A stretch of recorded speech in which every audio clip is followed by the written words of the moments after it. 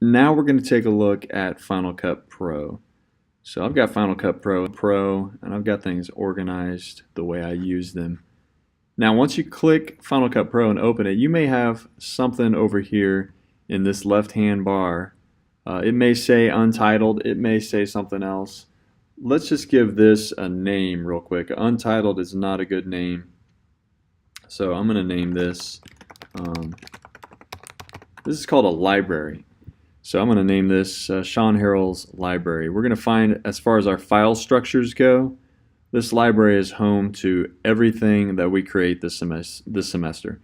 And they're organized in terms of library, events, and projects. So that's small, medium, and large. Library, like a library, holds all the books. Books like the events. Inside those books are chapters. Those are projects. So think of it in terms of that. Library is the big holding bin for everything. And then inside that, we'll have different events for different activities and so forth. Inside each event, you may have different projects. That could be one edit that's a minute long, and then you want to redo another one. So different projects. For the most part, if you have a library that has a name to it, and then you want to give each event a name, we'll get into that later. Well, what about the shortcut that I already know for preferences? Command, comma. They're right next to each other by the spacebar. When you open up this option for the preferences, you're actually not going to have this option to save current frame.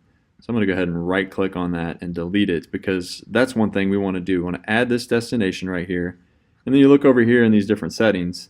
These are the different ways we can export our files exactly. So let's drag that save current frame right here. Click it, hold it, drag it, let go of it. I'm going to change this to JPEG because that's just a little bit more common, probably a little bit smaller file. And then I'm going to go over to General and take a look at settings there. Nothing to change. Editing, nothing really to change. Playback, not really anything to change. And then Import, let's take a look at this real quick. Copy files to library storage. That means if you drag something from your desktop into Final Cut Pro, it's going to actually copy that file into your Final Cut library. We talked about this library. That's stored on your hard drive under your Movies folder. You can leave these keywords on there because that'll help us stay organized when we get into it. Let's do one more little thing. Optimize media and proxy media. If you hover your mouse over these, this is telling us that it's going to either create what's something called an Apple ProRes 422, or this is something called a 422 proxy.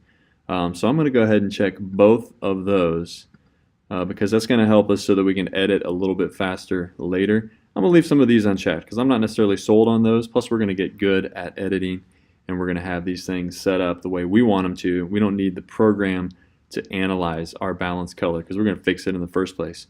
We don't need it to find people because we're going to find people ourselves. Audio problems, we're going to try to avoid them. Separate mono and group, we can fix that on our own. So that's all we want to change as far as the settings for Final Cut Pro. And that goes just back again. You're going to set this Finder tags folders. You're going to set these optimize and proxy media. You can make that new destination over there, save current frame. Then you're going to go up here and quit. That way we're all together on the